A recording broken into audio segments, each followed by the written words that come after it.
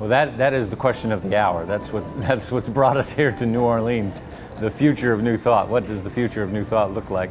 That's the question that we have to answer. I believe that for me, the future of New Thought as I see it is beginning to own our Christian roots without excluding our universal acceptance of everybody's path. That those two things coexist and commingle together in a really beautiful, wonderful way. That our centers are indeed centers more than they are churches. They're open and inclusive to everyone.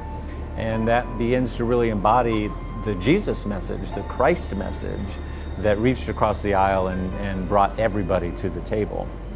And with that which we teach in New Thought, which is the only thing that you cannot have, is that which you cannot demonstrate.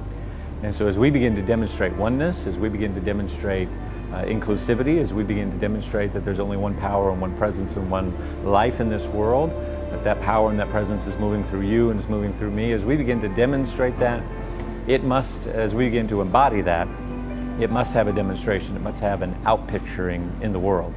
And I believe that outpicturing is going to reveal itself through social justice, through community service, through really serving the world to help create a world that works for everyone, help make the world a better place, to embody our message of being a group of people who can stand for something and against nothing. That was a credo, so to speak, given by our founder in religious science, Dr. Ernest Holmes, in 1959, in his last address to our movement, what we lovingly refer to as the Sermon by the Sea. And he said, it would be wonderful indeed if a group of people would come to this earth who could stand for something and against nothing.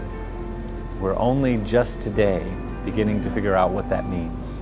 As we've healed our denominational split and come back together under one tent and one family, now we can begin to go out into the world and say, let us together as a movement stand for something and against nothing.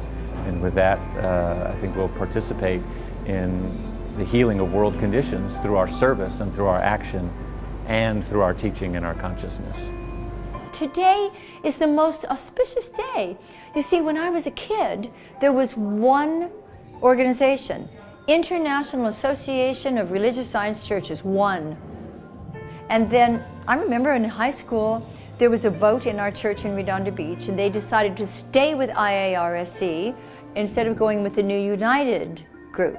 So, you know, we've never had a difference in our philosophy. We teach the same material, we have the same founder, and it took all of these years, 60 years plus, for us to come back together, which we always knew was going to happen. It was those of us who've been cousins for all these years. We would have each other in each other's churches and speaking, and now we're brothers and sisters. So that's maybe got off a little bit from the foundation of the New Thought philosophy, but I think this is so exciting that today is the day that we have officially signed, you know, dotted the I's and crossed the T's, and we've elected our new president and we've elected our new spiritual leader, and we are now Centers for Spiritual Living, one organization. Woo, woo, woo. Well, the thing that's exciting is that after 58 years where there was a going of the ways, a split, if you will, in our movement, we consciously over the last 6 years have worked to bring those two elements back into oneness. And it's always a good conversation because we teach the idea of oneness, meaning that God is all there is and everything is interconnected as one thing.